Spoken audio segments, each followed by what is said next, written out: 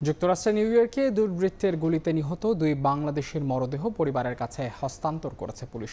কিছুক্ষণ আগে আবু সালে ইউসুফের জানাজা বাফেলো মুসলিম সেন্টারে অনুষ্ঠিত হয়েছে। এই মুহূর্তে বাফেলো শহরে আছেন রিপোর্টার হাসানুজ্জামান সাকি। সরাসরি যাচ্ছে তার কাছে। সাকি,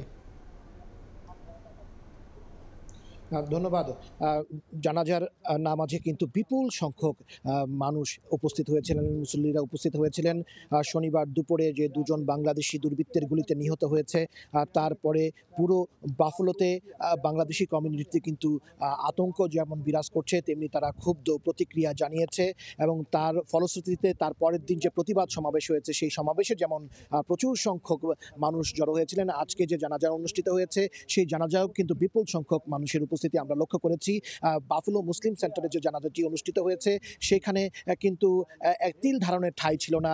মানুষ নিচের তালা, উপরের তালা এবং মসজিদের যে অভ্যন্তর সেই সব জায়গাগুলোতে ভিড় করেছিলেন এবং বিপুল সংখ্যক মানুষকে বাইরেও কিন্তু দাঁড়িয়ে থাকতে দেখা গেছে। এবং তাদের সবার মধ্যেই একটি ক্ষুব্ধ প্রতিক্রিয়া এটি যে যে দুর্বৃত্তকে গ্রেফতার করা হয়েছে, ডেল কামিংস, যার বয়স 31 বছর, সেই দুর্বৃত্তের বিরুদ্ধে আদালতে সেকেন্ড ডিগ্রি মার্ডারের চার্জ আনা হয়েছে, অভিযোগ আনা হয়েছে।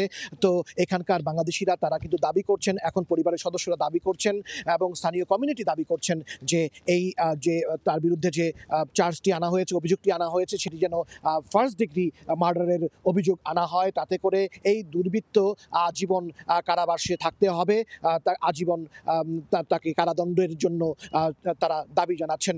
এখন এই মুহূর্তে জানাজা থেকে মানুষজন এসেছেন। স্থানীয় যে সবচেয়ে পুরনো কবরস্থানটি, আমি দূরে দেখতে পাচ্ছি যে মানুষজন সেইখানে মরদেহ দাফনের জন্য প্রস্তুতি নিচ্ছেন।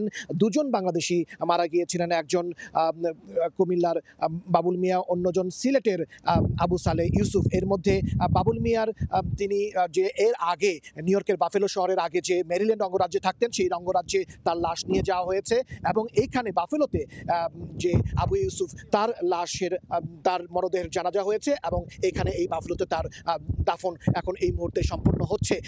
সবকিছু মিলিয়ে এখানকার কমিউনিটি একটি দাবি করছেন যে অপরাধীর দৃষ্টান্তমূলক শাস্তি এবং ফার্স্ট ডিগ্রি অভিযোগ যেন তার বিরুদ্ধে আনা হয়। এই ছিল আমার কাছে সর্বশেষ। হাসানুজ্জামান সাকি, সময় সংবাদ, বাফেলো, নিউ ইয়র্ক।